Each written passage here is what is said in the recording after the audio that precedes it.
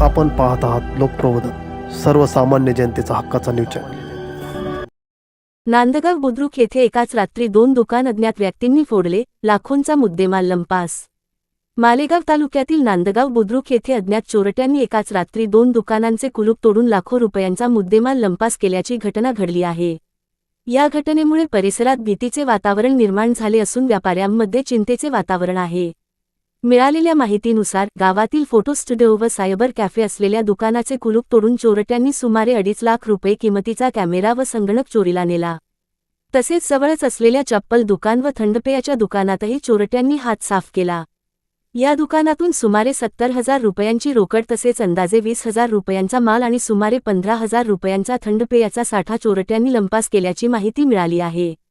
विशेष म्हणजे याच रात्री परिसरातील जवळच्या काही गावांमध्येही दुकाने फोडल्याचे समोर आले असून चोरट्यांची टोळी सक्रिय असल्याची शक्यता व्यक्त केली जात आहे।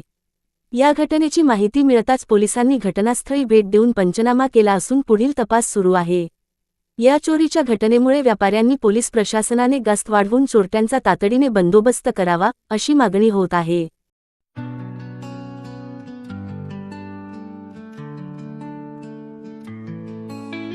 आपण पाहत असलेल्या सीसीटीव्ही फुटेजमध्ये चोरट्यांची संपूर्ण हालचाल स्पष्ट दिसत आहे। चोरटे 2 व्हीलर गाडीवरून परिसर